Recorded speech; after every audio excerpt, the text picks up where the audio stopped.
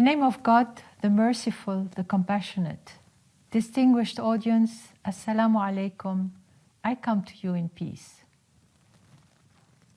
It gives me great pleasure to join my voice to those of other women world leaders on the occasion of the 25th anniversary of the Beijing Conference of 1995. That conference was a historical milestone.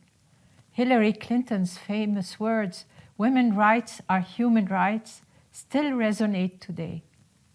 And the Beijing Platform for Action, adopted by the 17,000 official delegates, set the way towards a better appreciation of women's role in society and called upon us to facilitate, enhance, and celebrate their participation in the development of the world. Many of the goals outlined in the Beijing Declaration, such as education parity, elimination of maternal mortality, and non-discriminatory legal and regulatory frameworks, have guided the efforts of most countries. Still, by disrupting the economic and social world order, the COVID-19 pandemic is threatening decades of progress. Also, we are witnessing a growing pushback against gender equality. Each one of us needs to remain vigilant to ensure the protection of our achievements to date. This is particularly the case in Afghanistan. After several decades of authoritarian regimes, we have been introduced 20 years ago to the privileges of citizenship within a republic. We now live in a new Afghanistan, where men and women have had their rights guaranteed by the Constitution of 2004 and are slowly discovering their duties and responsibilities. Under such a regime, Afghan women have flourished and are now acceding to decision-making positions, whether in the government or in the private sector. Our young ambassador to the United Nations is a case in point. We are proud that she has been elected to the Commission on the Status of Women, CSW.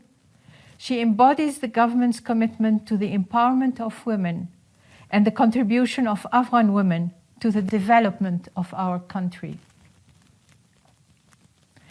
Although our national report on the application of the Beijing Platform submitted a year ago in September 2019 indicates that there is a need to further action to implement the existing women-friendly laws and to address deep-root forms of discrimination, especially in rural areas. We are proud of our achievements to date in further empowering Afghan women. And in order to accelerate this process, we, among other things, have recently established a High Council for Women to empower women through leadership. We are appointing women as deputy governors into all our 34 provinces, and we have decided to include the mother's name on our national ID cards.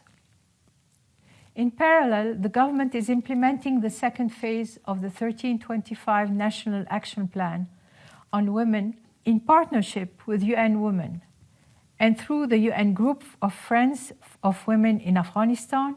We are consolidating the international support for the women peace and security agenda in our country. Today, we also are working towards reaching a peace agreement with the Taliban, a wish of all Afghan citizens, especially Afghan women. The government's negotiating team includes 4 women, and some 50 women constitute an advisory council on peace under the name Unified Women's Voices for Peace. This will prove to be a long process, as the gap of values between us and our interlocutors is wide. But the government is aware that no peace can be achieved at the expenses of Afghan women, and that any peace to be sustainable needs to acknowledge the constitutional rights of Afghan women. Please wish us strength and steadfastness in our quest for an enduring peace. And thank you for your attention.